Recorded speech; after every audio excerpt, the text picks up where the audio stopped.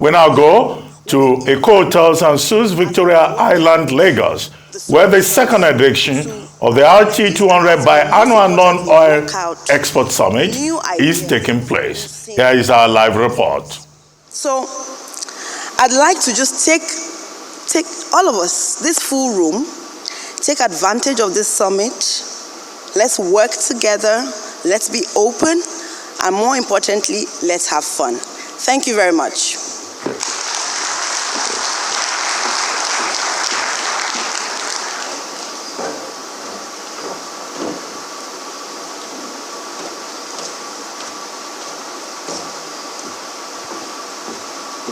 Please, another round of applause for the Deputy Governor, FSS of CBN. Thank you so much, Mrs. Ahmed. Indeed, problem solving, that's what we're here to do. Finding solutions to the challenges and, of course, bringing forth new ideas to deal with the issues on exports, non-oil exports at hand. Well, without further ado, I'd like to invite to the stage to give us his goodwill message the Group Chief Executive Officer of GTCO, Mr. Segun Agbaje. Please, a round of applause for him. Thank you.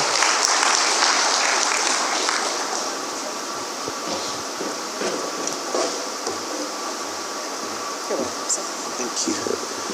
Good morning. I could do the cop out and kind of rest on existing protocols, but I think that would be wrong. So I'd like to acknowledge the Executive Governor of Lagos State, the Honorable Minister of Trade and Industry, the Governor of the Central Bank, Deputy Governors, CEOs of banks, distinguished ladies and gentlemen. A goodwill message, I guess I'm trying to wonder what to say, because everything was elegantly said by the Deputy Governor of FSS. However, I would like to congratulate everybody who's been a part of RT200. You heard the statistic of what was accomplished in the first quarter. There is no I in team, and so that 2.5 billion was really achieved through the collective effort of the central bank, the exporters, the companies, and the banks. Just as the... Thank you. And I think that it is important that we continue to galvanize the energy and the force in this room. Needless to say, it is impossible for any country to survive on a mono product, which is what Nigeria has done over the last couple of years. All of you have seen the volatility in oil.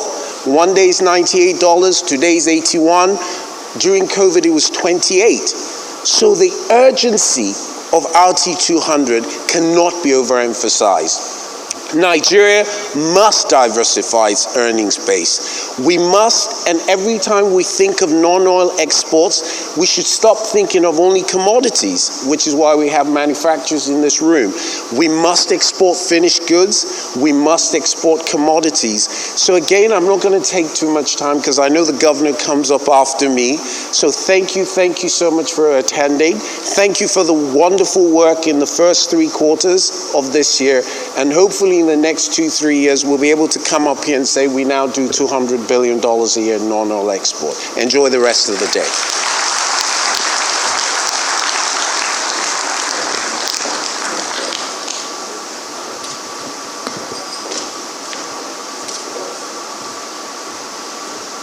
Thank you very much, Mr. Segun Agbaje. Your Excellencies, distinguished ladies and gentlemen, our next speaker has put in over 26 years in commercial banking and took his banking career to the zenith. Today, he is the Governor of the Central Bank of Nigeria.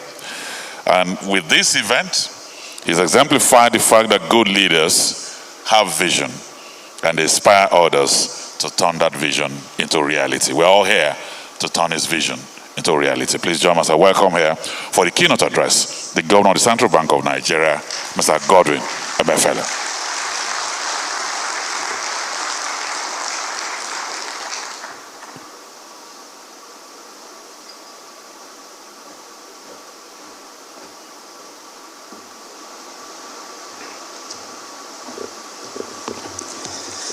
Well, thank you very much.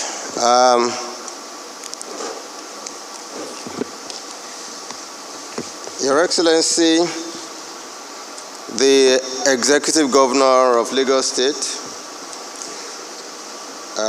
Mr. Jidesh Sanwo-Olu, our Honorable Minister of Industry, Trade and Investment, Otunba Niyi Adebayo, our very distinguished Deputy Governors and Directors of Central Bank of Nigeria here present,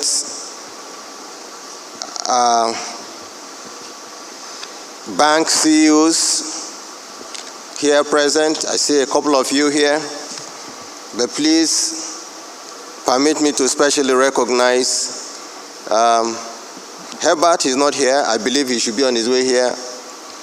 I want to recognize Segun Agbaje and also Ebenezer Onyago. Please, they deserve a round of applause. The reason I say this is because not that other bank MDs or CEOs or group CEOs are not important, but I found these three gentlemen as very, very great supporters in what we are doing. And I would reveal a secret to you all this morning. It will be it's a secret being revealed, even though that gathering has since stopped. For over 4 to 5 years, every Fridays, between the hours of 1:30 and 3:30 every Friday, we were always meeting at Central Bank of Nigeria, Lagos, to deliberate on issues about how to deal with not just the money market, the capital market, issues about foreign exchange, issues about monetary policy in Nigeria. They have been great supporters. They've given great advice that has helped in the way we are able to navigate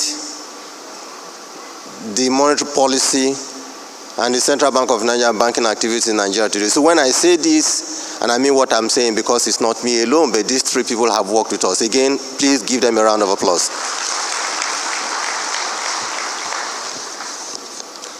Distinguished ladies and gentlemen, members of the press, it is my pleasure to welcome you to this second edition of the RT 200 Biennial Conference. As you are aware, our dear country has been confronted with many challenges, exacerbated by growing internal and external factors. A significant part of these challenges has been the over-dependence on crude oil as a major source of foreign earnings for our economy, which has been largely distorted by the vagaries of oil price and production dynamics. To address some of these challenges, the Central Bank of Nigeria has been implementing several non-conventional, supportive, and complementary macroeconomic policy actions towards restoring our economy to its growth trajectory. One of the most noble recent ideas was the collaboration by the bank and the Bankers Committee to tackle the challenges of significant decline of foreign exchange flows into the country through the development of a market-based financing mechanism to boost non-oil sector capacity to attract foreign exchange flows into Nigeria. Consequently, the CBN, with the support of the Bankers Committee in February 2022, introduced the RT200 program, which means the Race to $200 billion program, which is aimed at raising $200 billion in foreign exchange earnings over the next 3 to 5 years, strictly from non-oil exports. Ladies and gentlemen, many developing nations have since identified export as a leading priority for their indigenous firms, and several countries have developed export-oriented trade strategies and extensive assistance programs to encourage export expansion in their countries. Economists like Kruger in 1978, Bagati in 1978 as well, Feder in 1982, have proved that export promotion, especially in developing nations, is a superior development strategy in accelerating productivity, improving foreign exchange earnings, and achieving overall growth in countries. Against this backdrop, several developing nations have been embarking on aggressive export promotion to increase their productivity, improve on their foreign exchange earnings, and increase their income accretion capacities. Nigeria cannot be an exception, particularly given the huge natural and material resources endowment she possesses. Therefore, it is not only appropriate but makes economic sense to embrace this policy thrust that is well anchored on sound economic policy and proven economic theory. Distinguished ladies and gentlemen, at the launch of this initiative in February 2022, I promised that we shall be having this biennial conference to review our performance. The first conference on the biennial Non-Oil Export Summit was held in this hotel in June of this year with great enthusiasm from all stakeholders, and was aimed at improving non-oil export process and removing some of the bottlenecks in the export value chain. Today, we are gathered again for the second edition of the summit with the theme RT200 Non-Oil Export Program, the journey so far. This time, we will look at what we have achieved since the first summit and examine the result of the collaborative efforts by all stakeholders in the export value chain and areas for further improvement and collaboration. But before I go into the achievements, let me thank all of you for the part you have played in making the program a successful one so far. Let me thank all the banks, CEOs, the Customs Service, the Nigerian Export Promotion Council, the Nigerian Port Authority, hard-working Nigerian exporters flying the Nigerian flag everywhere in the world for making this program a success.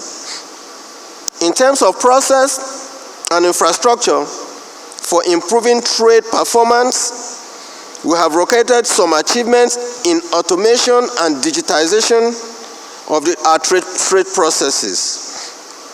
For instance, as of today, SUNCAP and NAFDAC certificates and marine insurance certificates are automated and fully integrated with our trade monitoring system.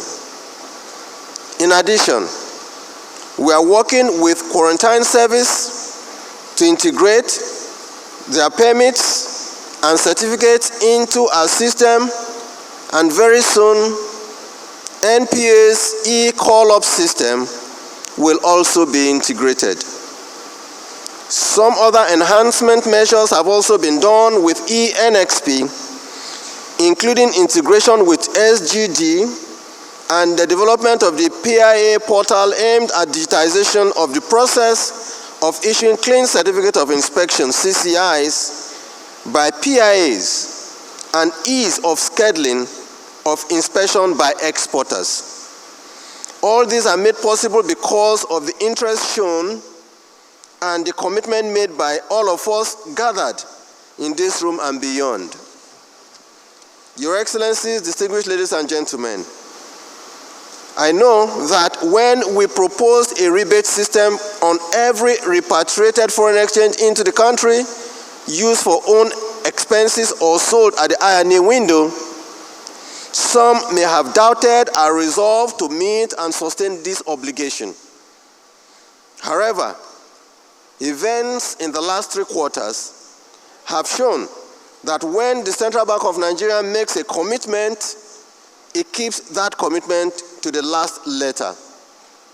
So far, in 1982, and I'm talking about the first 3 quarters of 2022, a total of $4.987 billion have been repatriated into the country by non-oil exporters, higher than $4.190 billion repatriated in the whole of 2021.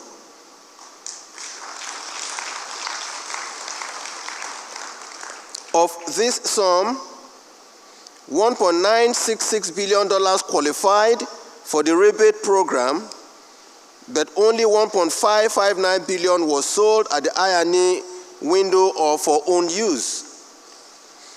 The CBN has also paid out about 81 billion naira in rebate to hardworking Nigerian exporters.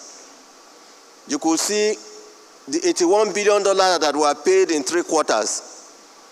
Our Honorable Minister of Trade and Industry, with due apologies.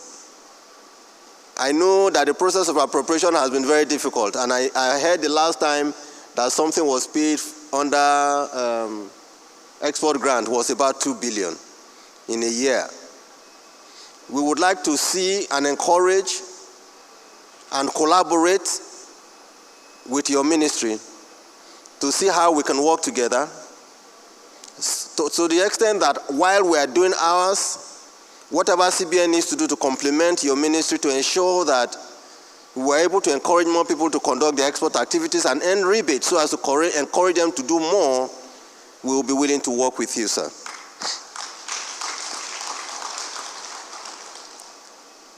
This $81 billion naira we have paid so far is a testament to the resolve of the CBN to ensure quick acceleration of the export value chain in the country.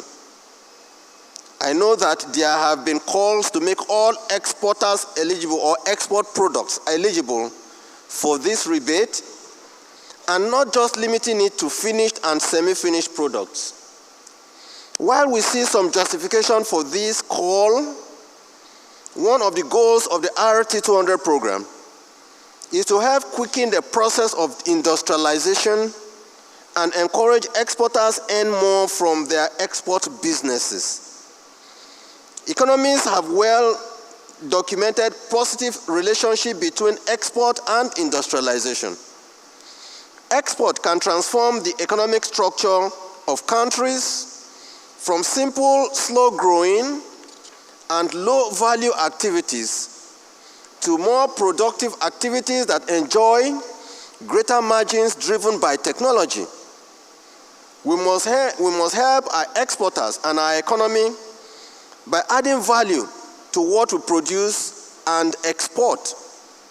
We are already receiving feedbacks from banks on the interest being shown by exporters to add value to the products they export in order to allow them benefit from this program. We are happy that this is happening, and we encourage more exporters to find ways to add value to their export products so that they can benefit not only from the scheme but get greater value from their exports. Distinguished ladies and gentlemen, I want to assure you all that the CBN is committed to strengthening and expanding foreign exchange supply into the market.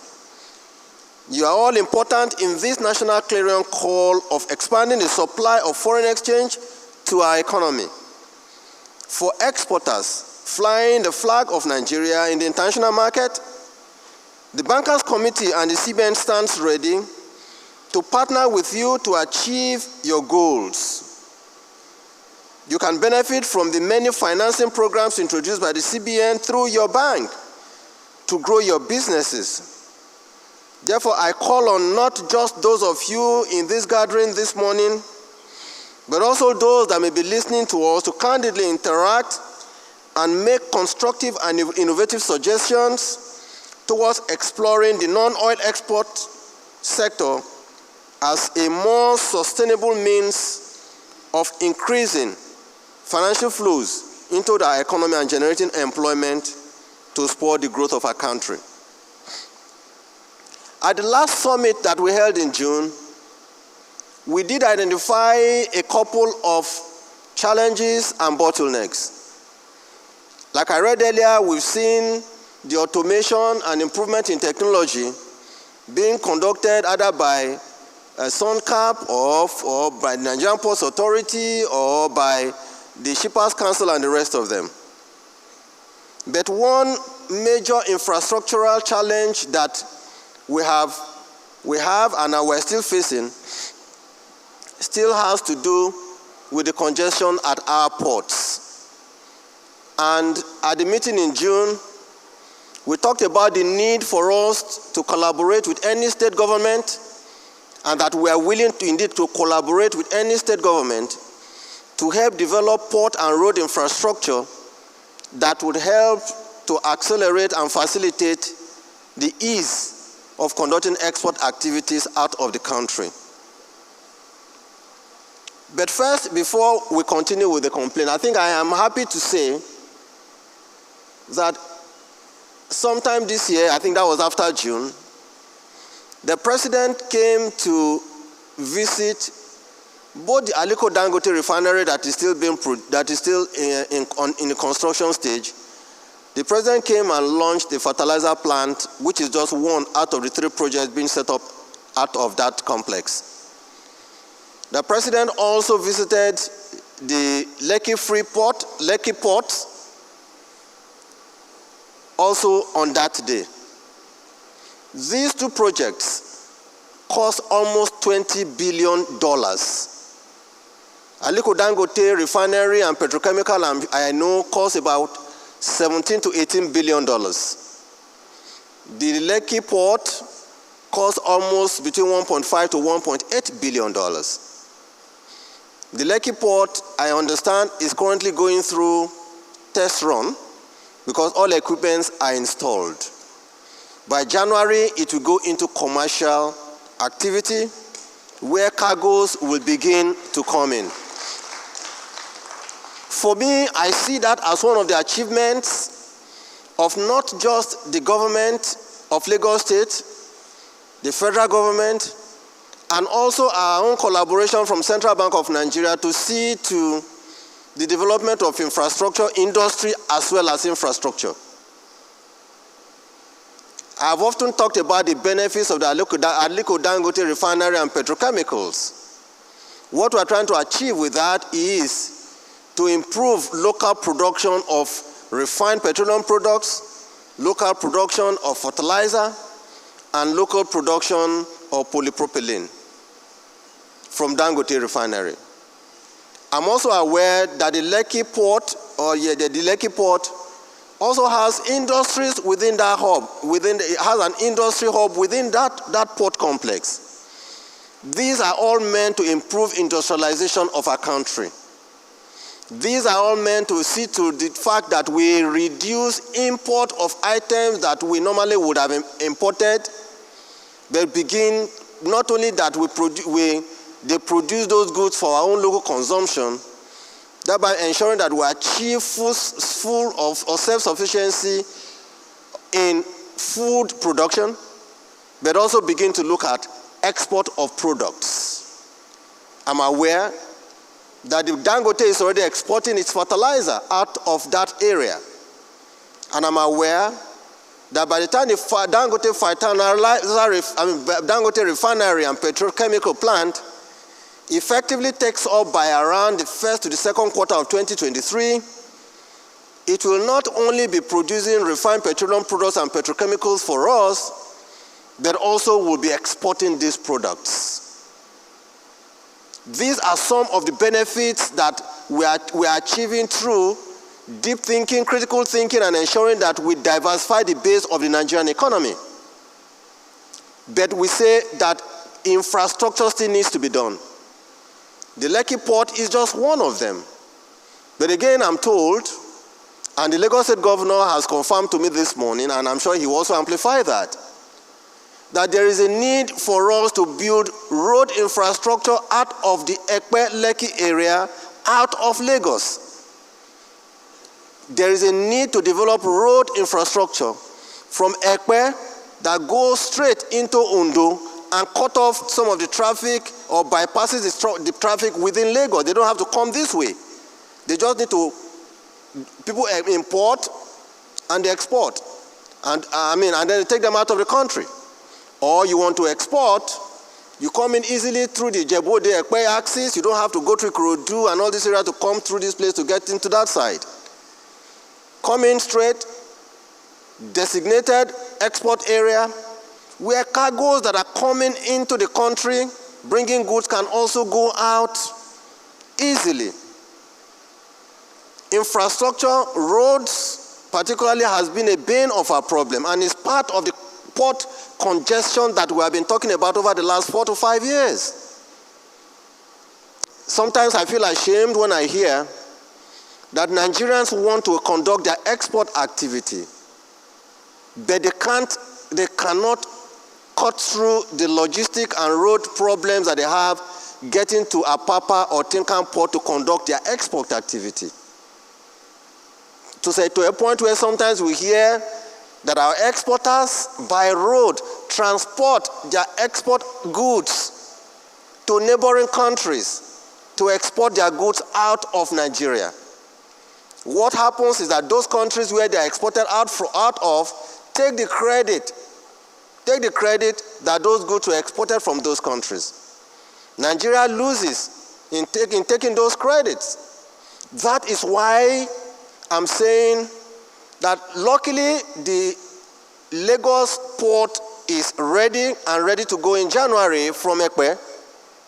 We need to move very, very fast to develop the road infrastructure that takes goods out and also bring goods in so they can be exported with ease out of the country. That is what is needed to grow our country. That is what is needed to develop the industrialization of our country. And I'm happy that not just the Lagos State Governor is here, the Minister is here, our banks are here ready to support. On the road, Infracore has also set itself ready. I understand they're already discussing with the government of Lagos, Ogun and Ondo. They are also talking to the owners of the port to see to how Infraco can come in to help develop or fund the road infrastructure, or the road out of Ekpe. That is what we need to do to develop our country. Those are the kind of infrastructure that our people deserve from us, government and institutions of government, to provide good livelihood for them so they can do business, earn revenues, in this case, do business, export, repatriate the export proceeds, and people who need to import also will receive those effects for them to conduct their import activity. That is, and we will continue through the instrumentality of our biennial summit at the CBN on the RT200 to continue to push to ensure to see to the success of these goals or the achievement of these goals. We will not relent. In concluding, ladies and gentlemen, let me state that this is a time for all of us to work together to reposition our country on a growth trajectory by taking diversification of the economy seriously. There is no time like now to start working in synergy for the good of our nation. We must coordinate and collaborate on policies to improve the economic activities in the non-oil export sector. My hope is that at the end of this summit today, presenters and panelists and participants will bring global and regional perspectives to bear on our discussions in finding solutions to a more robust export growth in Nigeria, and also see to the growth and development of industrialization of our fatherland. I thank you all for your attention.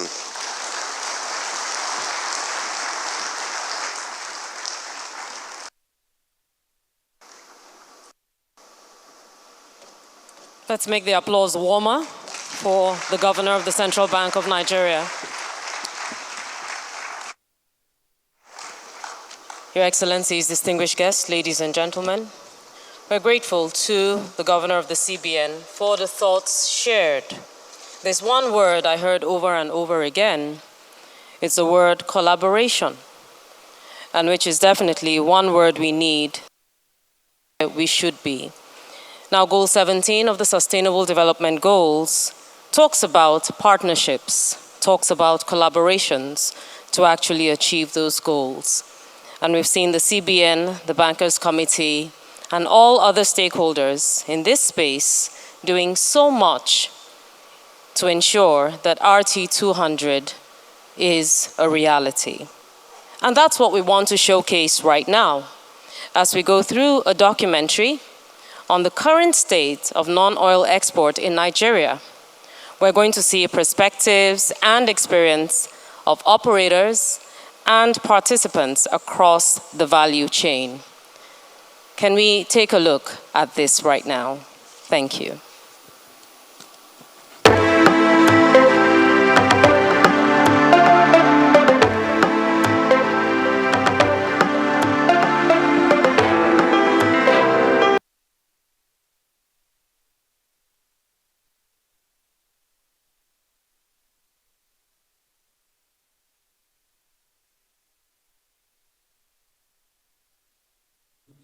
Launched the Race to $200 billion foreign exchange repatriation program, tagged the RT200 program.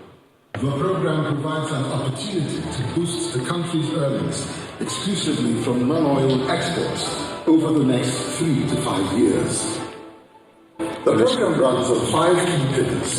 They include value-adding exports facility, non-oil commodities expansion facility, non-oil foreign exchange rebate scheme, dedicated export terminal financing, and biannual non-oil export summit. I call on this gathering to candidly interact and make constructive and innovative suggestions towards exploring the non-oil export sector as a more sustainable means of increasing foreign exchange inflows into our economy and generating employment. This guy is a very wicked woman being. This guy. At the maiden edition of the Biannual Export Summit held in Lagos on June 16, 2022, the Governor of the Central Bank of Nigeria, Mr. Godwin Emefiele, stressed the need for greater diversification of the Nigerian economy. We can no longer continue as a country to depend on revenue from crude oil, where we have no control over price and quantity. Before we found oil, Nigeria was exporting commodities. We found oil and we all went to bed. It is time for us to get jolted and get out of bed and begin to do the right things for the good of our country so that Central Bank of Nigeria can find the foreign exchange. In fact, people do not need to come to Central Bank of Nigeria to ask for foreign exchange to import. The banks should be able to find foreign exchange from exporters to fund import needs of Nigerians. That is what we desire. 5 months after, stakeholders can look back to count milestones recorded under the program. Notable among the achievements of the program is the collaborative efforts by the Bankers Committee, Nexim Bank, the Nigeria Export Promotion Council, NEPC, and indigenous export firms. In 2022, a total of $4.987 billion has been repatriated into the country by non-oil exporters, higher than the $3.190 billion repatriated in 2021. Obviously, with every new thing, you start gradually. In the second quarter, which was the first full quarter of the program, we realized over 600 million. And in the third quarter, ending in September, we are almost at $1 billion just for that quarter. So if you put it together, we are already pursuing $1.7 billion from the program. On the non-oil export inflows we've received, you see urea is now number one. We also see a lot of some of the cash crops we do export. We've brought in quite a lot of FX. And not only that, we're beginning to pay them rebates. We've paid rebates in excess of very close to 200 billion to over 174 firms. This is an incentive for them to be able to, quickly repatriate the proceeds so that we can have enough effects to be able to, address the requirements of other either manufacturers or students going to school. In the first quarter, we have about $20 million flow into the rebate. By the second quarter, we have $622 million. By the third quarter, we have inflow of about $1.3 billion, of which 870 were transacted in the I&E window. So the program has done tremendously well, and we also have customers and producers wanting to go into value chain addition, and so that they can benefit from this program. We observed since February that beyond those who are already in the export ecosystem and who obviously have started to repatriate more money than they were repatriating before, there's been a new enthusiasm, almost a new commitment by people who have real capacity, who were not in export industry before and are suddenly now moving into the export industry and investing a reasonable amount of money. And they are not looking to export raw commodities like we were doing before. What I've seen is a massive investment in processing, so that what we are exporting extract far more value for the country than when we merely exported. I think where we are with NXPs and documented transactions, and obviously you are basically giving priority to people who are adding value. They're processing beyond just the raw things, just not cocoa beans. Maybe you're doing some value add for all the non-oil exports. That kind of customer has invested, and you'll find that those are not the kind of customers that really abuse. But I can't say to you that in any environment, whether it's in Nigeria, whether it's in developed economies, there will be a certain amount of leakage. But I think by the way it's been structured, the leakage has been greatly reduced. And yeah, I think the fact that you are giving to people who have added some value to non-oil exports has helped curb the abuse that could have happened. The performance so far is very encouraging. We've seen exports grow to the point of 2.6 billion by half year. And if we annualize that, that will be 5.2 billion. And it's never straight line, so it's likely going to hit over 6 billion. That will be a 55% growth from last year versus the 36% growth from 2020 to 2021. And the other part of it is the rebate paid so far. 42 billion has been paid in rebates. And that means working again through, by the end of year, another to be like about 56 to 60. It could even be more because the processing is getting more advanced. When we first started, people are getting used to it. So we see it ramping up. As more economic benefits are recorded through the program, its core objectives continue to improve access to finance for exports at single-digit interest rates, grow the country's gross domestic product, and attract new investments. In addition to this is the Export Rebate Scheme, an incentive that encourages exporters on value addition. If you look at the turnaround time, hitherto you had people who were, foot dragging, but with the incentive we've put in place, we've seen a lot of those inflows coming into the I&E window. We have a robust M&E framework in place to be able to just ensure that we have better insight into how things are going on there. But the incentive is there. We ask all the exporters who really want to bring in their FX to take advantage of that product, and then get the rebate. But you can clearly see the effect of the rebate, and the numbers quarter on quarter have just significantly gone up. The rebate is like a sweetener.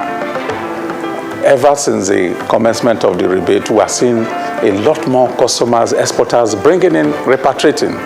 And what you see now is that they are looking through. We are even facing challenges where you see whenever rebate is paid, you see customers coming back to tell you, to challenge you and say, I didn't get rebate for my full export repatriation. So the rebate has reawakened the consciousness for exporters to bring in the flows into the market, which is helping the market. At the heart of the program is the major shift from the heavy dependence on crude oil to a multi-product economy driven by export from agriculture, solid mineral, manufacturing, and services. Aside this, the benefits are boundless. We're a huge populous country, we're over 210 million. We need to be able to provide jobs for our people. We have huge arable land that we can do a lot of all the cash crops, sesame seed, ginger, hibiscus. All these are opportunities. Yes, there's mechanization, but there are huge opportunities for jobs for our people. The country earns foreign exchange either by borrowing or by earning it. So if we can earn by exporting what we produce, exporting more of what we produce and importing less of what we don't have, it will be tremendous for inflation, for cost of living, and for living standard of Nigerians. What the central bank is saying is that exporters, intended exporters, please focus on non-oil products, all right, particularly that in which we can add value, so that at least from a valuation standpoint and the value that is brought into the country, we can continue to reap more. It makes Nigeria a lot more competitive. It basically reflects in the value of the currency. It definitely affects the quality of life and living of Nigerians, etc., and therefore it creates a much stronger currency. If you look at the spread of the non-oil exports items, the exportable items, there's an even spread across the country. If you are looking at the northern belt, you talk about gum arabic, shea butter, hibiscus, soya bean. Then when you come to the south too, you talk about cocoa, you talk about palm oil, you talk about cassava, you talk about cashew. So there's inclusiveness in terms of this endowment. So to that extent, there's no region of the country that will be left out of it. Being a mono-product country, the benefits of diversifying our business cannot be overemphasized. It improves the government, the country's foreign exchange earnings. It helps in diversifying the economy, which we've always worked towards, and insulates the economy from shocks arising from our mono economy, which we've been for such a long time. It improves the country's competitiveness in the global space, in terms of the quality of products and services exported. It will also help to create employment, obviously, because with the value-added productions that are going on, there's a lot of employment in the factories, and there's a lot of employment in the primary production, which is the cropping. The RT200 is aimed at diversifying the FX sources for the country. We need the FX sources to be improved, so that importers will be able to have access to forex to import goods that are required for the people, even raw materials, plant and machinery. And what happens that this increases the productive capacity of the country and increases employment and increases even tax coming to the government. As we speak today, which is 3 years after this program started, the central bank has availed to Exim Bank 150 billion naira, which we have extended to exporters in various forms. Some are to finance trade, others are to develop along the export value chain the capacity to process. We presently export cashew nuts and raw cocoa beans. We started with 200 million, that was around 2018, then to 500 million, and then to 1.1 billion naira, and thereafter to 1.5 billion naira. It was graduated to 2.5 billion naira last year. Our staff strength has grown both direct and indirect to about 120. Basically, from 2019 to date, we've generated about $35 million foreign exchange repatriated into Nigeria. Earlier, when we started with the export of raw cashew nuts, but gradually, with the help of EDF funds, we were able to establish the manufacturing unit, and we are now processing the value-added product that is processed cashew. If I'm not wrong, in last 2 years, we have been able to generate $23 million till now. We export lead ingots or lead bullions, and our export destination is Europe, primarily Spain. We have received a total of about 400 million from Nexim in this current one. Before we accessed it, we were about 15 people in our one plot of land in Ibafo. Today we sit on 3 hectares and we have a total number of about 80 persons. At full capacity, we are about $1.5 million per month. Since we started accessing Nexim loan last year, we must have generated in excess of $15 million. We are exporting all type of aluminum alloys like ADC12, LM24. Right now we are doing only one time, and this 2.5 billion naira.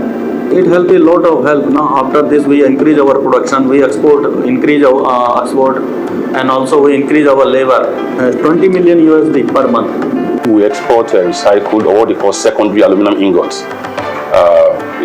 Secondary aluminum ingots is processed from scrap metals or scrap aluminum into various grades of aluminum alloy.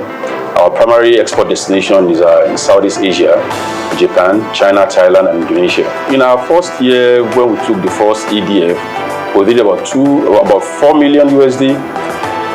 The second year, we did about 7 million USD, and now I'm sure by the end of this year we should be in excess of 12 million. Between the first time we took the first EDF and now, we have done well over 300% in number of staffs we have employed. So as we're speaking now, we have directly about 320 people working here.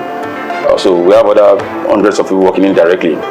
Already, over 242 billion naira has been disbursed to 145 firms under the non-oil sector financing. As more of these get underway, the CBN and key stakeholders are optimistic that the export story of Nigeria will be rewritten.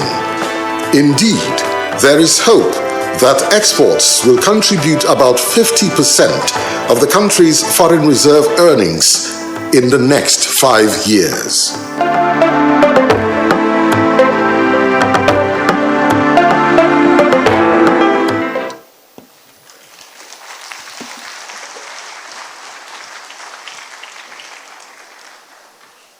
For me, the takeaway is the last word in that narration.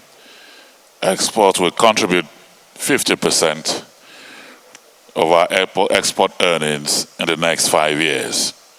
I was listening to those businessmen.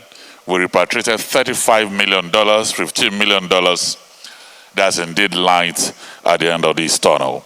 And it just tells me that Nigeria, as a matter of urgency, needs to rethink its development strategies by developing her non-oil sector. Your Excellencies, distinguished ladies and gentlemen, our next speaker has done very well in Lagos.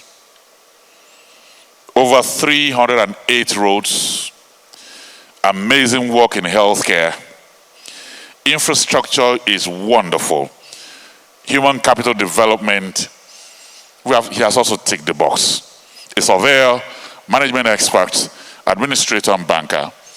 He's here looking at second term with a very powerful binoculars. I don't know what he's saying. Please welcome here His Excellency the Governor of Lagos State, Mr. Babajide Olusola Sanwo-Olu.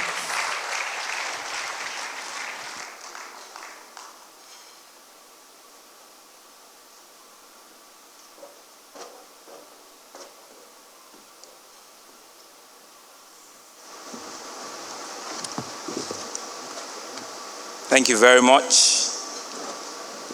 The Minister for Trade and Investment, Your Excellency Otunbani Adebayo, the Central Bank Governor, who doesn't need a binoculars to do his own subsequent election.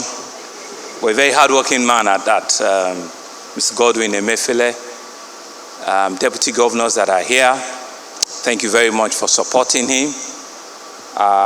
Chief executive of our various financial institutions, especially these 3 wise men that he has identified. I can confirm that all of them are doing great things with us in Lagos State. And the 3-4 wise men and women, by the way, have been supporting our own government, and I think they deserve a round of applause. Thank you very much. captives of industry, our main people here today, the real exporters, the drivers of our economy, distinguished guests, gentlemen of the press, ladies and gentlemen. I think in the order of the program, it's certainly not been fair because a lot has been said here this morning, and I certainly should not just stand in your space. I should just words and step out so that the real conversation can start. But I think it's an honor, and a very immense one that I'm here again to witness, a promise kept, and met by an arm of government. We're here in June when the CBN, led by the central bank governor himself, said the RT 200 has come to stay, and that for Doubting Thomases was meant to be a biannual thing. And I'm sure a lot of people did not give both the CBN and a lot of us that are here any chance that is easier said, that I'm sure they will invite us again next year. But this is November. We're not even in December yet, and we're having the second edition of this biannual conference. I think you deserve a round of applause. It's not often that, in government they keep, their words, they say what they mean, and they do what they have said. And I think it's an honor that I stand here again to warmly also be part of this second edition of the RT 200 non-exports, right? And I think a lot has been said. And in particular, we have seen that the aim of this is providing opportunity for boosting production and mobilizing our abundant resources to create jobs. Jobs, jobs, jobs. As a public sector person, that is one word that I think is needed in this room, to increase our non-oil revenues. And I think, the last 15, 20 minutes of this very informative documentary has spoken to that. You've seen real men, you've seen real businesses talk about their growth trajectory, moving from $10 million to $15 million to $25 million, some moving from 2 to 8 to 10. And so these are stories that we can all see this morning that are real stories and they are life stories. And certainly to expand our foreign currency earning, because our country deserves, and we deserve a lot more. And I think everybody has said so. The final words there were that indeed in the next 5 years, if we can all agree in this room that we can project to be able to provide about 50% of our total foreign earning from non-export, I think as a country and as individuals and as businesses, we have done very, very, very, very well. But I think the story is not lost, on us. We know that the world in itself is going through a lot of turmoil. There has been a lot of global disruptions. There's been a lot of challenges here and there. But I think we certainly are not living up, we're not living just to the excuses. People are belting up, and we're all taking, the bull by the horn. And so for us in Lagos State, it's really about how well are we using our space to be able to provide the needed opportunity, the needed, infrastructure development, the needed requirements to make all of these our promises, to make it well fed. And I think the point has been made that if you look at the theme for this second edition, how are we doing with the PPP model, and how is infrastructure a major driver, of some of our deliverables. For us as a government, and I think the central bank governor had said it, we're not just, saying it, we're doing it. We're happy that within the first tenure of our government in the last three and a half years, we were able to start and complete the Lekki Deep Sea Port.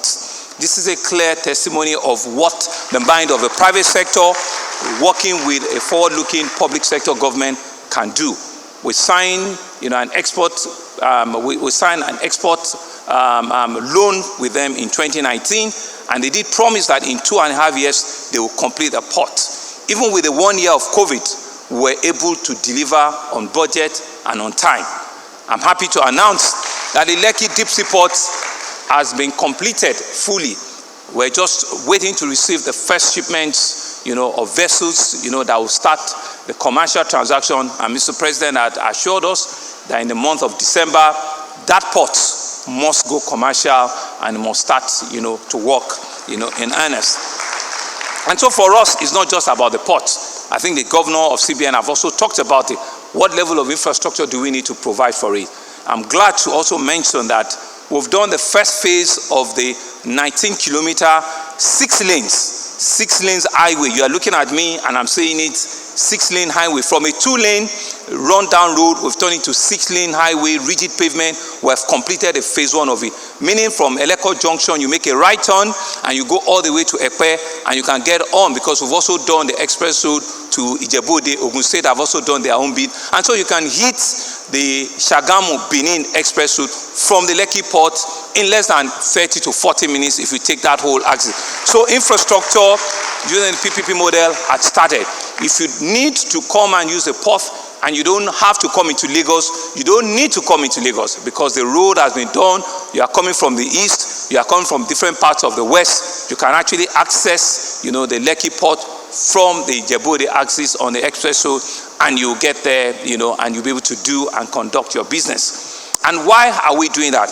We're doing that because we need to also deliberately as a government reduce the cost, of doing businesses. And we believe that, the Apapa port has done its own bit, has worked and has functioned well for the past 40 or 45 years. So we needed to also look at the western part of the Lagos coastline. And so I'm happy to also mention, and we did mention at our Mbeti Summit, that we have given approval for the Badagry deep sea port as well. The groundbreaking ceremony also will happen before the end of this year. We're waiting for Mr. President also, because they are also, very, very serious about it. And so you can see competition also happening, right? On the western part, we will have the Badagry deep sea port. On the eastern side, we'll have the Lekki deep sea port. And of course, the Tinkan port is right in the middle of it. So choices are being created. Opportunities are being created, and we do not have excuses again as exporters that we cannot accept or access our port. Even with the current situation that we have at the Tinkan port, you will agree with me that the traffic and the movement, the truck movement and the vehicular movement in the last 2 years has significantly improved upon. I get on a daily basis, I get the traffic situation at the Apapa port and the Apapa environment on a daily basis. I've gotten the one for today. I can show you on my phone what it looks like at 7 o'clock, at 8 o'clock this morning. This is how we want to be driven as a government. This is how we want to build partnership. This is how we want to build a sustainable and a resilient economy so that you can sit back and do your business very, very well. It's only when we work together in that whole spectrum of partnership that we can truly develop the entire value chain of creating a resilient, economy. And I want to say that as a government, we'll stop at nothing to creating that enabling, environment. I want to commend, the CBN. I want to commend the management of the central bank. I want to commend, our bankers for also all of our export financial institutions, for creating, that space. I think the real show today are the importers or are the exporters who are in this room. Let us seize this opportunity. Let us take up the challenge. With the numbers that have been said now, I think I have a retirement job already. I just need to sit back and begin to think through how do we become, an exporter ourselves. And you can begin to see that we're also doing that as a government. We're completing the biggest rice mill in our country. We're not just putting money out there to import rice. We're working the entire value chain, right, with all of the rice growers and the rice producers up north, and we're shipping them down, to Lagos. So we're producing the biggest rice mill, ensuring that we also can provide, a sustainable, means of living for our citizens. One of the various things, that we need to do. And so I see all of us as on that path at ensuring that we can indeed develop this economy. We can grow the non-oil exports potentials that we have in our country. All of us just need to understand that we are all on the same side. We're probably just looking at different sides of the same coin. And once we begin to have a collaborative, conversations like this, then we're on the right track at ensuring that all that we require for our country to be resilient, to be sustainable, for us to be able to provide what we require, to take this country to the next level, it's available. And I believe in this room, people listening to me and watching me are part of the people that can make that happen. I want to thank you again for coming. I want to imagine that the conversations that will also happen here this morning will further deepen all of these collaborative efforts. And remember that Lagos continues to remain home to you. We want to be, the first, FDI of choice, in our country, because this is Lagos. This is who we are. Thank you very much and welcome once again. Thank you. Thank you very much, Your Excellency. As you step into your seat, can we put our hands together one more time?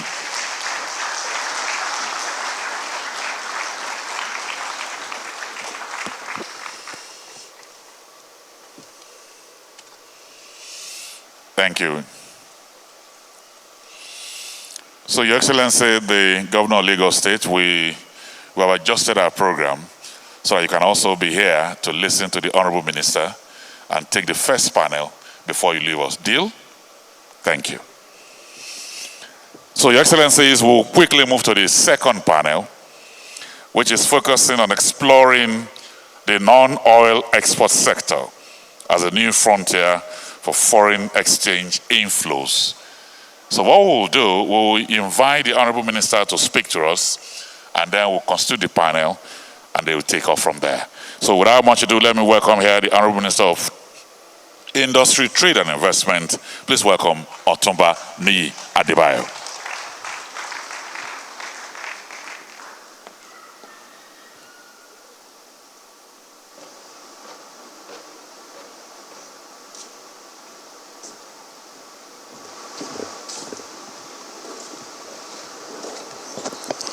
Your Excellency, the Governor of Lagos State, the Governor of the Central Bank, Deputy Governors, bank CEOs, exporters, distinguished guests, ladies and gentlemen.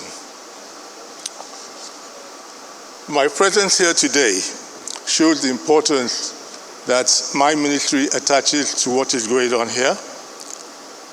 And my presence here today shows the fact that in response to the Governor of Central Bank's comment, we as a ministry are ready, willing, and able to collaborate with the Central Bank to assist exporters in their trade. Distinguished guests, ladies and gentlemen, it is my pleasure to be at the second edition of the RT200 Non-Oil Export Summit. This export scheme, which is aimed at stimulating non-oil exports with its audacious target of $200 billion income, is exactly what we need at a time like this. I am delighted that the theme of this summit is to evaluate the journey so far and jointly devise measures to drive the growth of the non-oil sector. My address today will be on, and I quote, exploring the non-oil export as a new frontier for foreign exchange inflows, unquote. One of Nigeria's biggest developmental ambitions is the diversification of the country's economy and positioning Nigeria as a major international supply chain partner. It is currently a challenging time for supply chains around the world. Importers in the United States are under a lot of pressure because they are receiving reduced input from China. Europe is negatively affected by the Russian-Ukraine conflict. The world has not fully recovered from the economic challenges caused by the COVID-19 pandemic. Thus, Nigeria has an opportunity to fill a lot more of this global demand, and we cannot allow it to elude us. The pandemic highlighted the importance of having resilient alternatives when traditional supply chains are unable to serve off-taker needs. Nigeria must step up and become that supplier. It is our hope that this scheme, anchored by the Central Bank of Nigeria, will be a key driver of this goal. As we all know, exportation is also not just the preserve of large organizations, and I am delighted to see that this program is all-inclusive as it targets all stakeholders in the export business community. Micro, small, and medium enterprises, MSMEs, trade associations, and the organized private sector. One of the critical things we need to do is to ensure that practitioners in the non-oil space adhere to global best practice and their products are accepted without any rejections by the international markets. Awareness about the steps that need to be taken for this to be achieved must be shared with all stakeholders to ensure success is sustainable. To this end, we have commenced the implementation of the Nigerian National Quality Policy, which is aimed at putting in place the necessary regulatory framework, institutions, and physical infrastructure to ensure that Nigeria's products meet global standards. As you are also aware, Nigeria is a signatory to the African Continental Free Trade Agreement, and this means that there is an increased market access for products, and you can export to African countries at lower tariffs. I would also like to use this opportunity to mention that under the Nigerian Economic Sustainability Plan, the Export Expansion Facility Program was launched by the Nigerian Export Promotion Council, NEPC, to support the resilience of new and existing micro, small, and medium enterprises to respond to the shocks of the COVID-19 pandemic. This further enabled them to retain and create more jobs, specifically for the youth and women businesses, through the following programs. The Youth Export Development Program. This program has trained about 20,000 youth participants in the area of non-oil export procedures and documentation in the 36 states and the Federal Capital Territory. This program helped develop new exporters from zero knowledge to the point of export readiness and helped to establish 100 cooperative societies from the trained participants with takeoff grants. Promoting women inclusiveness in non-oil exports. The implementation of this program has improved women's inclusiveness in non-oil exports by connecting them with the global markets through the NEPC ITC SheTrades partnerships. This also included closing the efficiency gap in the certification, labeling, packaging, and branding of their products. The establishment of domestic export warehouses, or warehouse aggregation centers, to promote and ensure that quality certification, standardization, and appropriate packaging of products are well taken care of before export.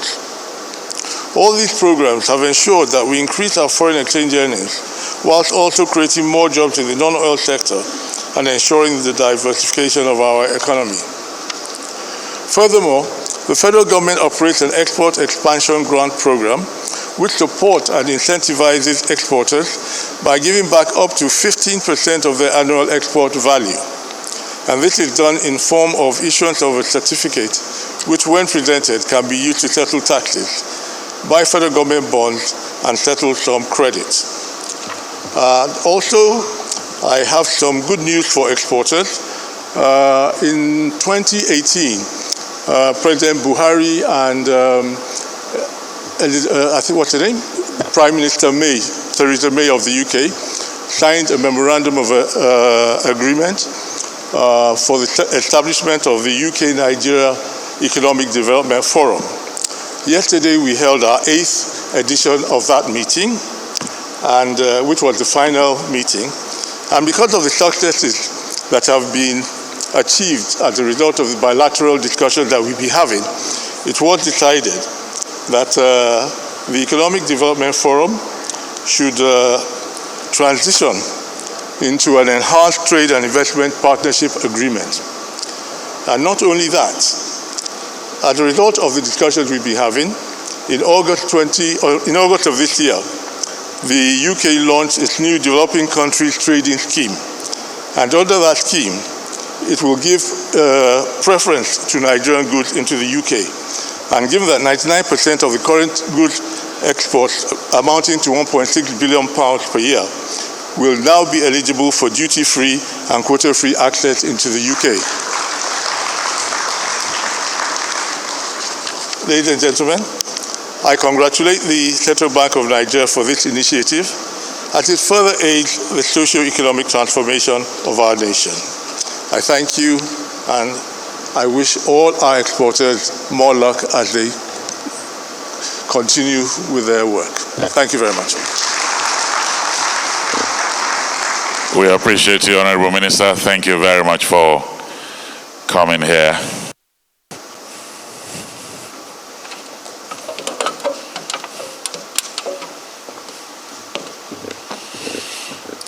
So very quickly, while the Honorable Minister and His Excellency the Governor are still with us, we will constitute the panel and they will have the conversation here. Would like to respectfully invite the moderator of this panel, the Managing Director of Zenith Bank, Mr. Ebenezer Onyago. He will be moderating this panel. Please a round of applause for him. Thank you. And members of the panel, a very interesting panel at that will be exploring the non-oil export sector as the new frontier for foreign exchange inflows. I'd like to invite the MD of Fidelity Bank, a woman of steel, Mrs. Nneka Onyali-Ikpe, to take her seat at the panel. I'd also like to invite the representative of Smeden. He's the Director, Enterprise Development, Mr. Evans. He will be joining the panel as well. Please a round of applause for him. We would also like to invite the MD of Olam or his representative to please take their seat on the panel. Yeah. The MD Olam or the representative of Olam. And finally on this panel, we have the Managing Director of Nexim, Mr. Abubakar Abba Bello, who will be on the panel as well. Please a round of applause for them. Thank you.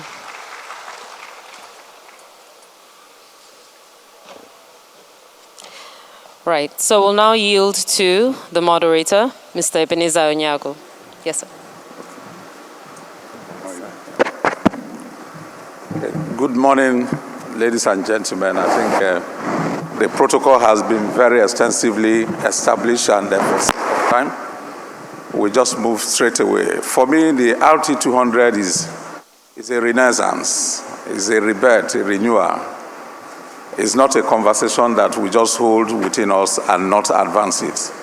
So the intention is for us to see how we can continue to rejig it and see that we bring in more people, because the compelling reason for it is a no-brainer. For as long as we can pursue this assiduously and get us to improve the supply of foreign exchange in the market, Nigeria still remains a very opportunity, a huge country.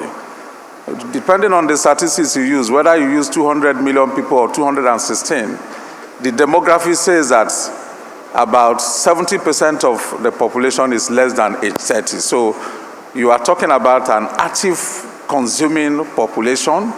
You are talking about a very attractive, vibrant market. So we have something that others don't have. If you are talking about investment destination in Africa, it's Nigeria. If without Nigeria, you don't have anything to talk about a destination. So I believe that this RT200 will position us to really reaffirm our position in the country, in the continent as a dominant market. So our committee will be looking at exploring the non-oil sector as the new frontier of foreign exchange flows. So the first question I have will be, I think we have in the panel, we have eminent personalities who are quite vast in terms of understanding the program and also pursuing the objectives of the program. First is to get the general opinion. Nneka, I will start with you. You are closest to me. And I'm also aware that you are doing very well in terms of promoting RT200. What's your general opinion about the RT200 program, and what do you suggest should have been considered before implementation? What are the possible gaps that we need to fill? Thank you very much for that very...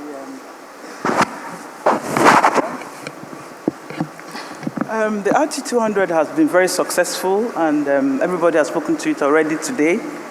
And but what we see from an operative side of it, there are a few things that we can do to improve on it and to ensure that we're able to harness fully the advantages. From the operative side, from my interaction with my customers, we are seemingly having a good problem, which is that the cropping is not sufficient anymore. The raw material, the raw crops themselves. What we're seeing is that we can do a little bit more on that side, in the sense that we need to increase the production from the primary level, which is plantations need to be regenerated, and actually new plantations need to come on stream. Why am I saying this? From the statistics that we have, the production of cocoa, for example, just to narrow it down to that, in a small country like Ghana and Ivory Coast is much more than ours. And it goes back to the fact that the plantations are much younger. The plantations in Ivory Coast, for example, are anywhere between 10 and 15 years. Meanwhile, ours are as old as 40 years, 50 years, and averagely 25 because of the few new ones that we have. And Ivory Coast is doing 1 million tons of cocoa annually. No, Ghana is doing 1 million tons of cocoa annually. Ivory Coast is doing 2.5. And Nigeria is at a paltry 350. So there's so much more to do. Meanwhile, we have a larger land arable space and all of that. So the government needs to get involved a little bit more in ensuring that, because these are long-term projects that really can't be done by individuals or companies on from the commercial side of loans. So we need to probably suggest that we revisit the CACs again, because if we continue at the rate we're going, it will continue to affect our competitiveness in the pricing in terms of the end market.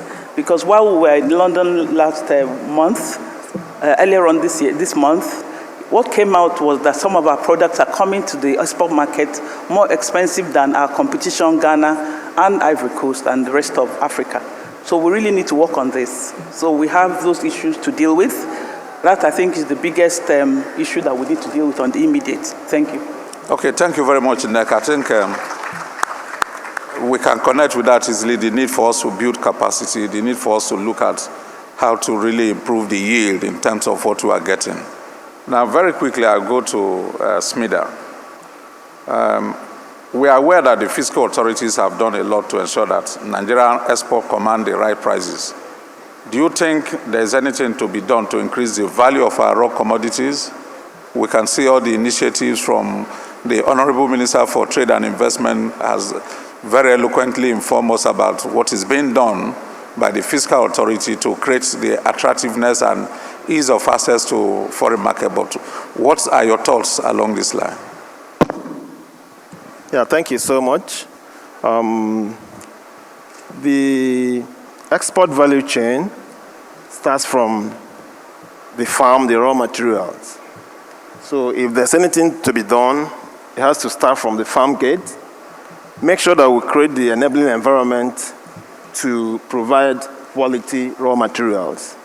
And of course, to provide quality raw materials, we also need to make sure that we create a very good enabling environment. And how are we going to do that? Because we need to make sure that a lot of people are involved in the value chain from the farm gate. We need to get a lot more people to be involved, because the more people are involved, the more raw materials we'll have, and so on and so forth. So we need to create adequate awareness, sensitize people on the need to increase the volume of raw materials. Not only increasing the volume of the raw materials, we need to also make sure that we provide the capacity for these farmers at the farm gates, and even before the farm gates, to have the capacity to deliver on quality. Because farming processes, you need to put in the inputs, you need to put in the required standards and so on to be able to provide the raw material. So it's important, apart from creating the awareness, you need to provide an enabling environment to make sure that the value of the raw materials are enhanced. In terms of capacity building, you need to build the capacity of the farmers themselves. You need to put in the inputs that is supposed to deliver quality. All the inputs that needs to be delivered has to be gotten and put on board for enable the small businesses use these inputs to be able to improve the quality. And even after that, we need to make sure that they have other resources to make sure that they can increase the volume in terms of critical resources like finance. Because if you look at the whole value chain, finance is key. Though finance is not the most important, but finance is key. Because if you have finance and if you don't have the skills to do what you need to do, you have not achieved anything. If you have the finance and you have the skill too, and if you don't have enough off-taking arrangement, there's also a problem. So finance is key. capacity is key, and then the off-taking arrangement is key. So for us to make sure that we have the value and the quality and the quantity of raw materials to be able to feed the valuation of the export, to make sure that there's adequate support, adequate supply for industry that are targeted at the export. We need to make sure that all these resources are put in place to support small businesses who deliver on these raw materials, to support large enterprises to provide the exports that is needed for the economy, to provide, to diversify the economy, to provide effects for the economy, and do other things to support our economy going forward. Thank you so much. Yeah, thank you very much. I think if I dimension your points, you touch on quite a lot of things, and we are just here in the room, and we are talking about an issue that is all involving in the country. I'm glad that the governor of Lagos State is here. Part of the things I get out of your thoughts is that we'll probably be advocating a situation where we can begin to demand from state government probably to have either an agency or a ministry that can focus dedicatedly on non-oil exports, so that some of these points, if you look at our number in the room here, I'm not sure we're more than 2,500, but who takes the message to far away in Katangura, to far away Obudu? Who implement it? So, Your Excellency, I think it will begin to be necessary, because of the relevance of this program, that will be intentional at the government level to see how we get everybody to be involved in it. So I thought that was very good. Let's put our hands together for him. Then, Abu, you are in financing. Let's get you to talk about, in the manufacturing space, do you think the country can support and leverage on models like contract manufacturing, shared factory facilities to expand SME exports? Can you take that? Space. What are your thoughts around the idea of contract manufacturing, issues around shared factories, shared facilities to expand SMEs? Okay. Thank you very much, Ebenezer. You see, I'm going to start from what everybody thinks is the problem with export in non-oil exports in Nigeria. If you talk to exporters, the first challenge they will tell you about export is that there is no financing in export. And for me, that is not true. Some challenges of export have already been mentioned here. They revolve around production that Madam has spoken about, around logistics, and around low-value manufacture or lack of it. We've remained at the base of the global value chain. So when you speak about manufacturing, I bet that's what RT 200 is all about. If we're going to, in the next 5 years, take revenues from non-oil export to 200 billion, then we have no choice but to process what we have. Now, I'll give you a small example. In 2021, Germany exported $57 billion worth of chocolates, okay? And Cote d'Ivoire, that is the largest exporter of cocoa in the world, earned $6 billion. What's the difference? The difference is that value has just been added to cocoa. So for us, and from the video, you heard those that their revenues are growing. Those that their revenues are growing are those that are adding value. They can now start dictating the price. So what happens when you export cocoa? You export cocoa and you go to London Commodity Exchange and get the price for that day. So you're even a price taker, despite the fact that you are the seller, okay?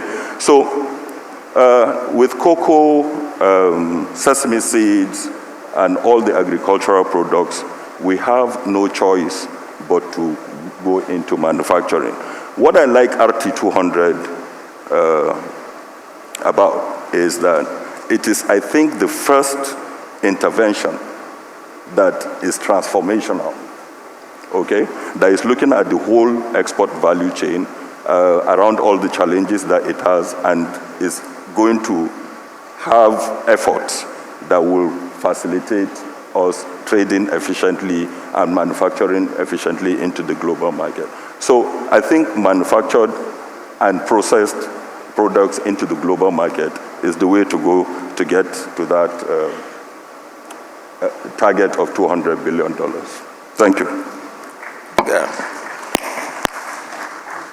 Thank you very much for that point. And let me also add that the Bankers Committee, in collaboration with the CBN, will raise a total of equivalent of $100 million, with which we revitalized and rejuvenated the National Arts Theatre. And the whole essence is to cater for 4 key verticals that will address the SMEs, especially the creative, those in the creative sector. If you go to ETA now, I think an event was hosted a few weeks ago, about 2 weeks ago.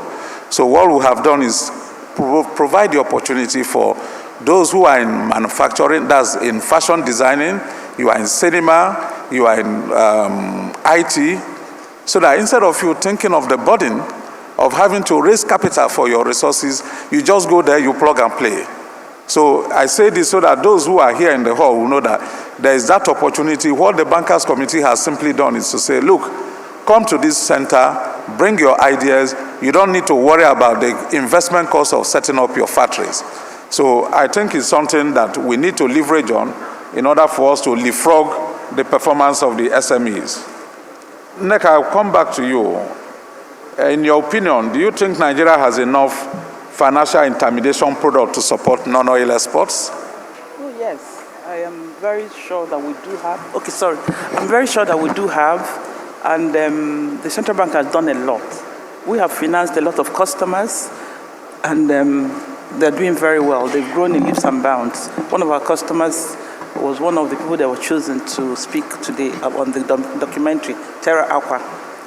My own little addition to these questions are that we need to pay attention to quality assurance. This is the outcome of our recent very good outing in London.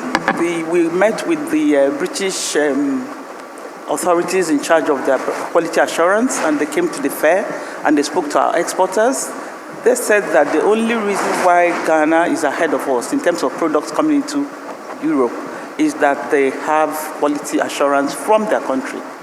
And then the goods that come to them come at the correct specifications and all of that. So that we need to pay attention to that. So why am I escalating this here? It's very important that we pay attention to the preservatives that we use for our crops, that we pay attention to everything around the maintenance of the farmland and all of that, because they're very particular about the percentages of the chemicals in their products. So, and I'm also happy that I think Afrexim now has an assurance center they want to launch in December. So hopefully that will help. And what we have been told is that to encourage our customers to send them samples ahead of shipments to London. So because if we continue to trade at the informal sector, we will not be able to scale up this non-oil export. We need to come to the table formally and do it through the government channel so that you can supply to the big companies like the Tesco's and the Waitrose and all of them. But you can't supply to them if you are trading informally. So that will be an area that will pay for cost. I think the government has put in a lot of money into financing, so we just need to guide the customers, the farmers, on what to do exactly to ensure that we harness the benefit of this massive effort by the central bank. Thank you. Thank you very much, Nneka. I can't agree less with her because not only are the financing options there and the schemes, they're also there as single-digit long-term as well. But it's about what we bring to the table, the quality of what we have. So we all need to look into that, especially the exporters who are in this room. The whole idea is to see that we scale up in terms of our quality. Now I'll come to you, Smidan. What do you think government can do in the immediate future to alleviate the excessive cost burden of doing SME exports? Yeah, thank you so much. And of course, it has been said here that in terms of access to finance, there's a lot of money. but the process of using the money to make sure that the products are of high quality to meet international standards involve certain costs, which are very basic. And of course, if the costs are not taken care of, and the products, at the end of the day, the product becomes of a high price, it reduces its competitiveness in the international market. So we need to deliberately, as a government, make sure that we support small businesses to make sure that the cost of production, the cost of getting this product to the international market is reduced, so that at the end of the day, there will be a level playing ground between the products coming out of Nigeria and other products from other jurisdictions can compete. If not, if the prices of our products are high,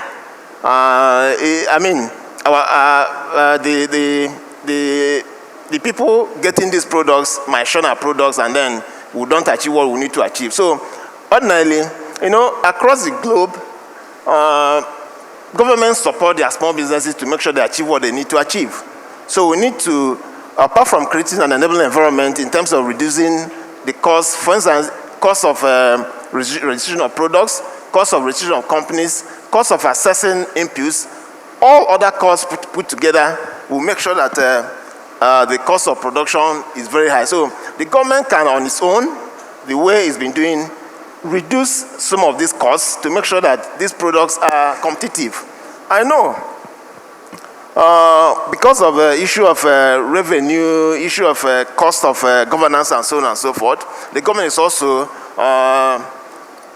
putting so much interest on what it can spend to support some of these processes. But having in mind that we need to achieve a holistic increase in the export proceeds from our non-oil products. So the government can, as part of deliberate policy, make sure that all these inputs, the costs are reduced, all the processes, all the production processes, the costs are supported to come down so that the products can be competitive at the international level, and make sure that because of that, we can increase the volume of exportable products across the country and increase our revenue, FX revenue, and ultimately, because if exporters are encouraged to increase production, it also has a very positive impact on the level of employment being created in the economy, which is also one of the things the government is desirous of, so that there's a job creation, there is work creation, there is a reduction in poverty in the economy.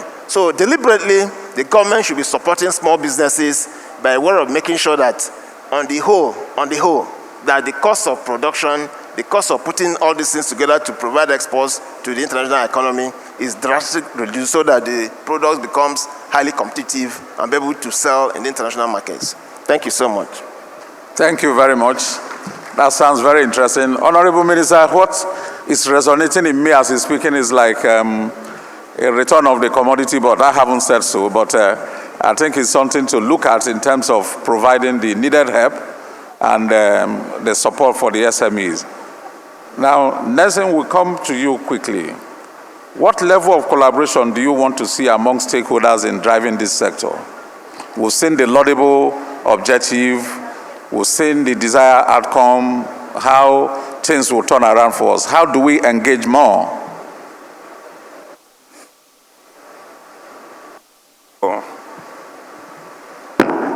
For us, okay, for export to thrive, there needs to be a lot of collaboration. Somebody mentioned it earlier. I think they say it's SDG 17. Collaboration, because it's everybody's effort that pushes out Nigeria's products into the international market. So what do we need to do? You mentioned earlier something about the creative industry, which is thriving, a thriving sector in Nigeria today locally, that we're not getting value for what is happening outside the country with Nigerian creatives. But it has to be done for every other sector of the economy. Okay, and I'll give you another example. Nigeria produces somewhere around 780,000 tons of onions, which is second to Egypt in the whole of Africa. But while Egypt is able to utilize 80% of its onions through storage, through exports, and so on and so forth. We can only manage 40%, and 60% is wasted. And if you go in every sector in food and agriculture, you see that there is a lot of wastage which could have been harnessed and become exportable or processed to become exportable. There is also nothing really that is tangible that is being done in one of the biggest, potentially biggest sectors of the economy, which is mining. Okay? With the fourth industrial revolution coming, or has started, you see a lot of people now coming to look for minerals that are for energy, new renewable energy. Currently, we're seeing a lot of people looking for lithium in Nigeria. They're coming, and we have no processing capacity for lithium. They're taking out rocks out. Again, we're still going to stay at the bottom of the pyramid, and other people will be making money from it. So the collaboration has to start from production, where if it's the agri production, there is the kind of effort that you are talking about from the farm gate, or even from input to the farm gate. If it's in mining, from the mines, okay? But it should move into processing rather than move into the ports directly. Move into processing, some value is added to it, and gradually, if we get that done, then we'll start seeing the impact. You, as Ebenezer, now doesn't have to wait for interventions from central bank to learn to export, because it becomes risk-free, or you mitigate the risk, and it now becomes profitable to engage in export, and finance will follow into that. Once that collaboration from base to the top or to the ports is there, then we'll start seeing a lot of value coming in, both in finance and in interest and investment into the export sector of the economy. So I insist, what we need is just collaboration, and everybody puts in value within the export value chain of Nigeria. Good. Thank you very much. Collaboration, that's it. And for His Excellency, I think what I will add here is we need to take charge from, it should be a case of from the cradle to the grave. We start from sourcing the items, from identifying. What I will be advocating is to say from each local government in the country, let's find out what is exportable from each local government, take it to the state, let there be engagement across all levels, not just sourcing it from what he just said. Let's also add value to it, because when we get them and export in the primary form, what we are doing technically is denying ourselves of the throughput that will come from the improvement, and also denying ourselves of the needed employment generation. So, which is quite important that we are lucky to have the Honorable Minister for Trade. I'm sure they will take note of that, as well as the Governor of, His Excellency, the Governor of Lagos State.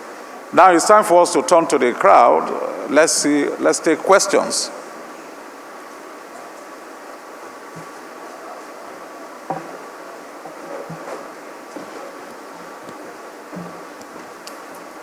Well, the moderator has given me the contract to manage the question and answer. We have three, one at the extreme here, one at the middle, and here. And let's make it short, identify yourself, your name, and straight to the question. Do we have anybody? Ushers, please, let's move.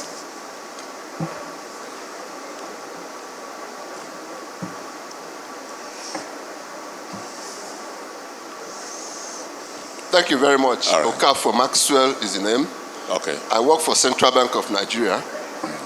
Before I got to Central Bank of Nigeria, I worked for a company that processed and exported wooden and furniture components.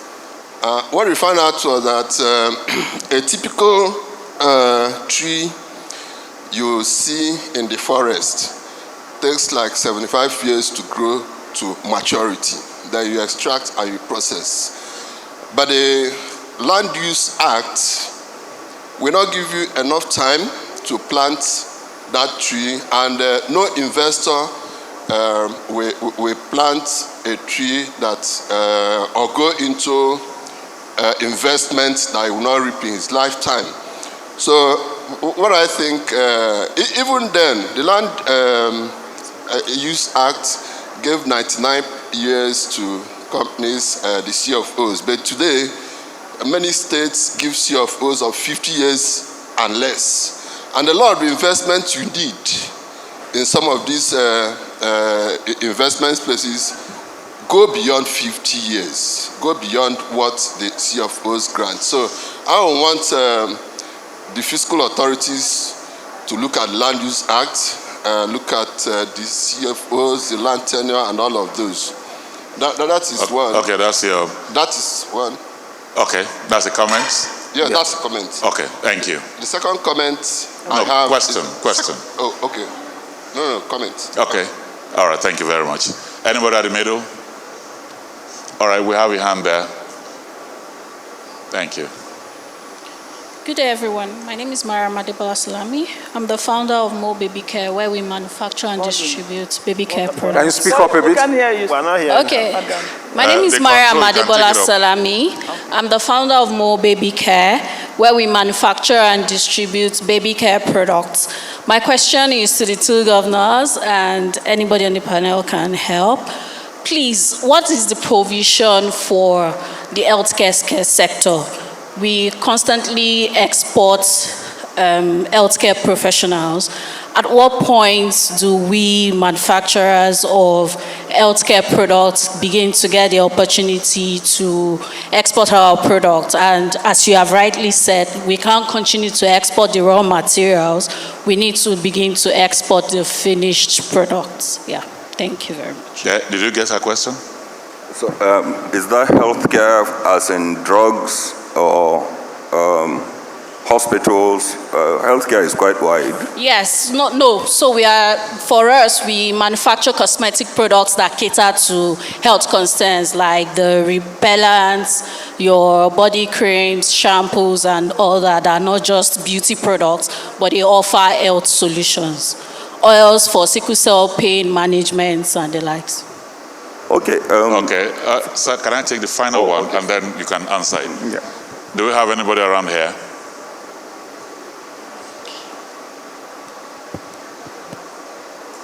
Sorry, hello. Excuse me. The governor wants to say something. Okay. Please, while he's going there, can we bring the microphone close to the governor of the Central Bank? Yeah, good morning all. My name is Abdullahi Yakubu Medoya from Meyamco Investment Nigeria Limited, an exporter from Kano. Please, can you speak up? We can't hear you. And then control, can you help, please, control? My name is Abdullahi Yakubu Medoya, an exporter from Kano, from Meyamco Investment Nigeria Limited. We have started business around 2016 till date, whereby our company exported agricultural products such as sesame seed, cashew, ginger, hibiscus flowers, and cassia torach. So we have all we apply for finance that is from Nexim banks, whereby the Nexim banks have approved our finance and they issue us with a offer letter. But we find it very difficult for commercial banks to raise the BG. Despite all the evidence and all the supporting documents have made available to the commercial banks for we to give us the BG for we to get the disbursement of the funds. Why is some financial banks are turning exporters request by not issuing BG to us? Which bank? Let us help you beg the bank. Which bank? Okay. A bank such as UBA, Zenith Banks, Town Gold.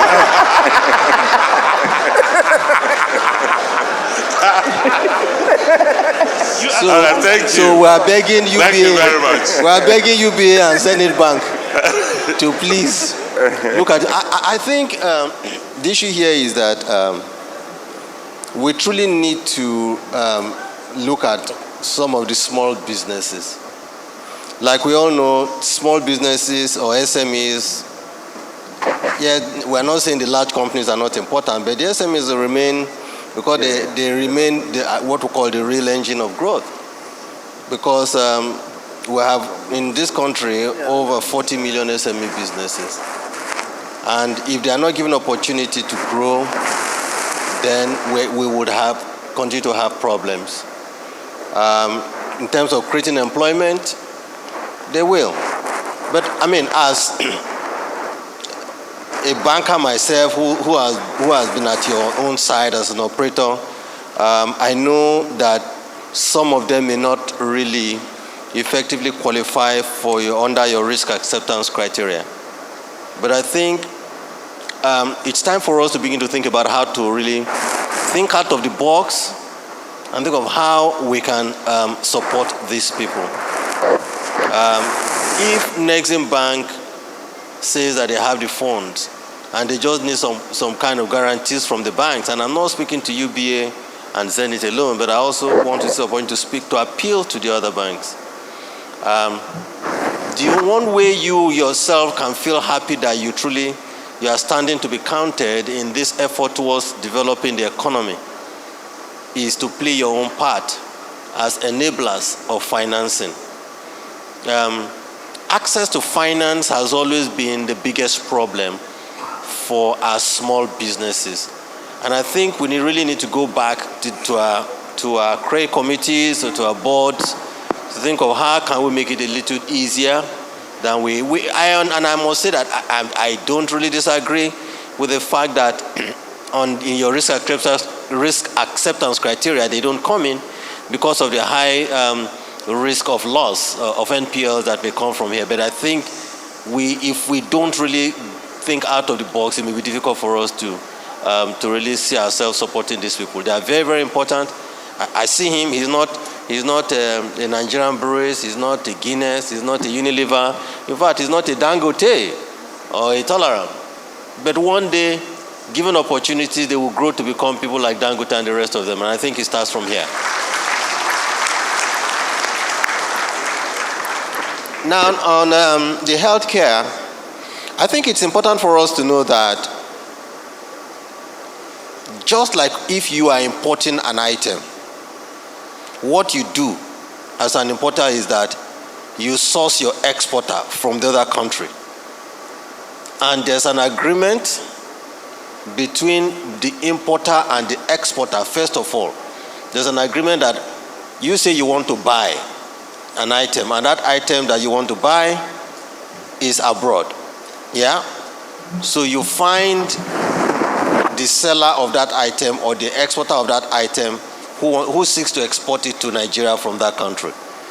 So there must be an agreement, because you would have agreed you need to discuss price, you need to discuss quality, you need to discuss quantity. So when you say that as a healthcare manufacturer, no matter how broad it is, you will have to find an importer from the other side, because you, in this case, you are the exporter.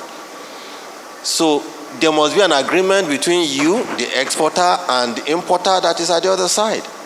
But the big issue that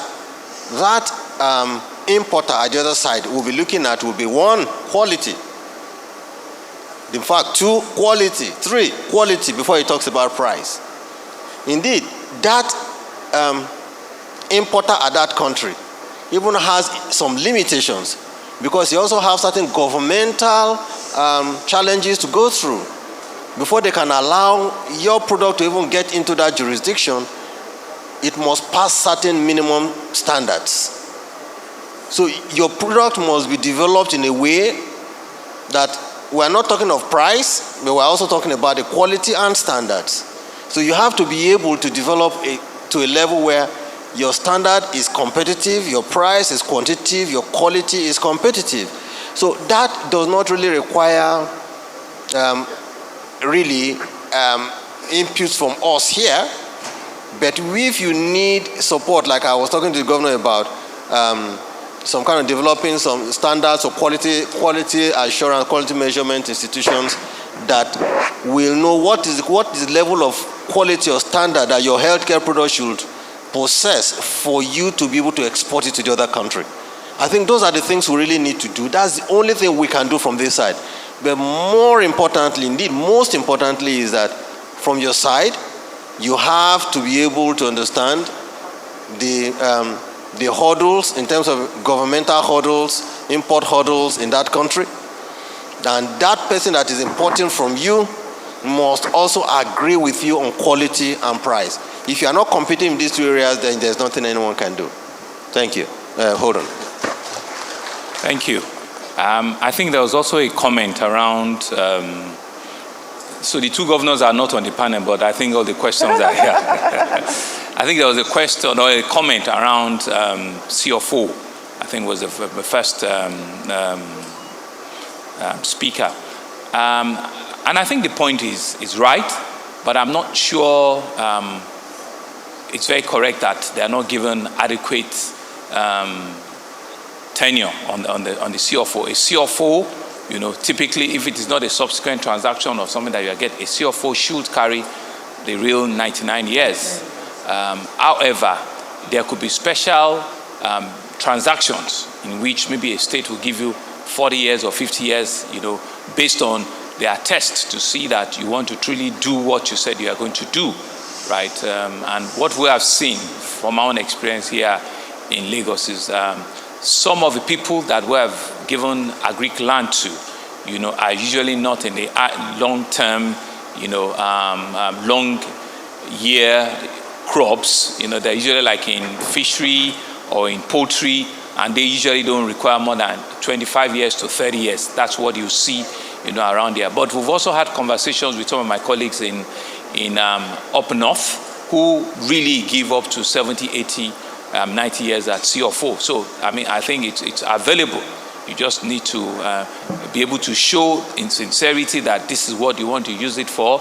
You are not changing the use. You are not turning it to some other, investment. It is for agriculture, or manufacturing, and they will give you the right title on whatever document or whatever title you require. So it shouldn't be a problem at all. Land use charge is very straightforward. It's very simple. It shouldn't constitute any impediment or any problem, for our would-be exporters or people that want to do real businesses in our environment. Thank you very much. Thank you very much. I'll go back to the moderator to bring the panel to a close. Yeah, thank you very much for the intervention, Your Excellency and the CBN Governor. And let me also add that for the lady who spoke about the hair care exports, I will enroll you into the Zenith Zero to Hero program. What we do basically is those who haven't done export before, we bring you in, we incubate you, we teach you the rudiments of export, how to package your proposal, and also help you to create the export market by linking up with trade commissions abroad, depending on which country you want to do business with. And for the other man who picked me, I was in the eye of the storm, so it was so easy to say Zenith. I think I have my colleagues in the hall. Ige Adeniro, where are you? Lawani Adamu. Yes, take his contacts, and if he's a Zenith customer, has applied, I'm prepared to relax the conditions for you. We must walk our talk. Yeah.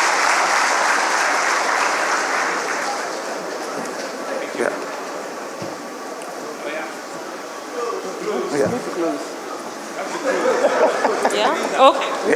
I just wanted to be sure we're closed. You have to close. You have All to right. close. You have to close. I thought I've closed already. So that brings to an end our panel, and I must thank you, NECA, and the two gentlemen, the Smida and the Nezim, and thank you for that very wonderful contribution, and we hope that they've been able to throw more lights and giving insights on how we move this program forward. Thank you, ladies and gentlemen, for listening. Thank you so much. So now we'll just very quickly take a picture of the panelists, and we'll invite the Governor of Lagos State and the Governor of the Central Bank and the Honorable Minister of Industry, Trade and Investment to join them for this photograph.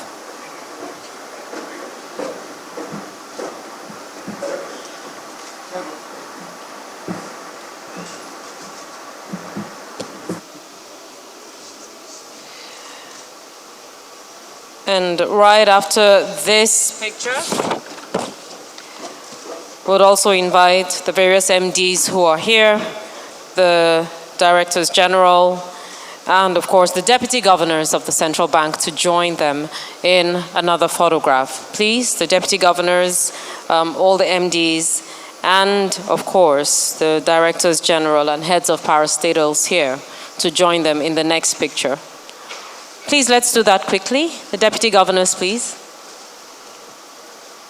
And the MDs, please, let's quickly come up. Thank you.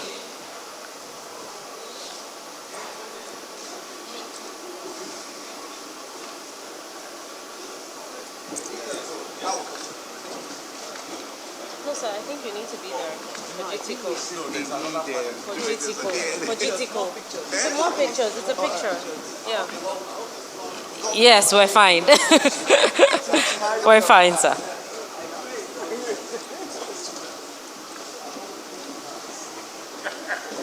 We have some space on the other end. All right, you're watching the second edition of the biannual RT200 Non-Oil Export Summit, and introduced in February this year, the RT200 comprises a set of plans, policies and programs designed to increase the nation's earnings exclusively from non-oil exports to $200 billion in foreign exchange repatriation within the next 5 years.